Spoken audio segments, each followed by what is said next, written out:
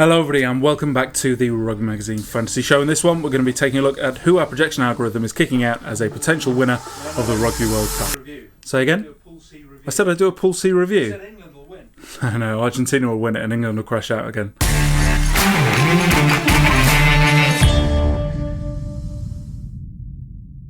So before I kick off this episode, I need to introduce you to Henry. Now Henry is our in-house AI who crunches all the numbers and gives you the projected fixture results and scores for each player as part of our silver and gold upgrades.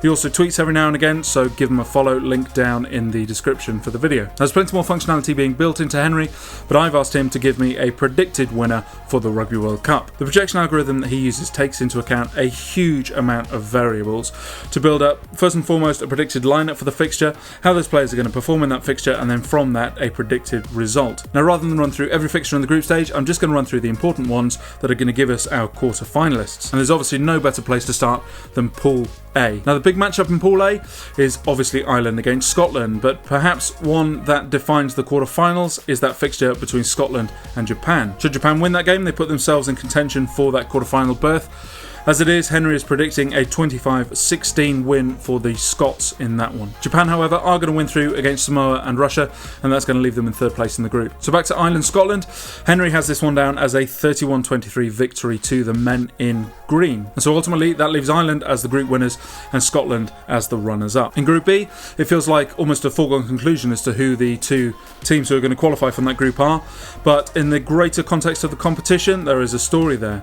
No team has ever lost in the group stage and gone on to win the competition. Now Henry has the New Zealand-South Africa game down as a 34-26 win for the All Blacks, which means they will go ahead and meet Scotland in the quarterfinal stage and South Africa will play against Ireland. Now Pool C has a lot more going on and you'll find out more about that in my Pool C review when that lands. But the main fixtures in the group are between France, England and Argentina. Now the first big game is France against Argentina on the second day of the competition, and Henry has this one down as a 9-point win for the French. That's based on a projection of 3.2 tries for the French against 1.47 from Argentina. Obviously no team can score a fraction of a try, but that's just roughly where we expect the points to come from. After that, we have to wait until game week 3 for the next matchup, and that one is England against Argentina. Now again, Henry is predicting a win for the English in this one by 19 points. Finally then, with both England and France having beaten Argentina, they go into the final game week playing for first and second place in that group table. As it happens, Henry has the result of this fixture down as a 36-21 win for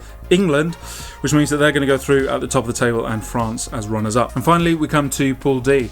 Now the fixture in this one that's going to define how this one pans out is Wales against Australia. Now Henry isn't predicting any upsets through this group, so it really is that game Wales-Australia that's going to decide this one. Henry has it as a close result, but ultimately it's the Welsh who are going to win out 23 points to 18. So that then leaves a quarter-final lineup of England, Australia, New Zealand, Scotland, Wales, France and Ireland, South Africa. For England, Australia, Henry is predicting a 29 points to 16 victory for the English. New Zealand, Scotland, he has down as a 31 point to 20 win for the All Blacks. Wales, France, he has down as a 27-20 win for the Welsh.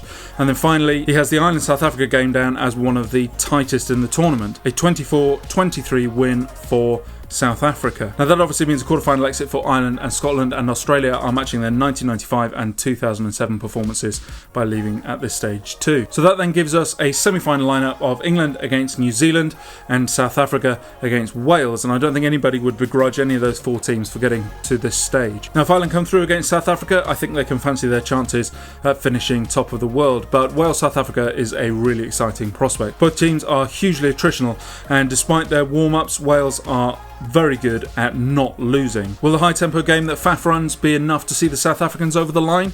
Henry thinks so, but again he's predicting a very tight win for the South Africans. In the England-New Zealand fixture, he's expecting New Zealand to score more tries than England, but for England to kick more goals and ultimately to win through in the game 24 points to 22. So that leaves New Zealand and Wales in the third place playoff. And in that one, Henry is predicting a win for the All Blacks, which means that Wales will still be looking for their first victory over the All Blacks since 1953.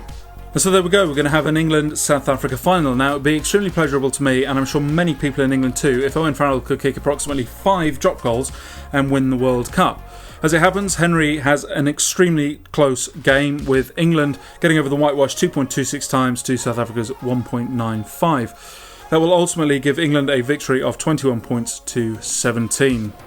So there we go. Henry has England as the eventual world champions come the 2nd of November.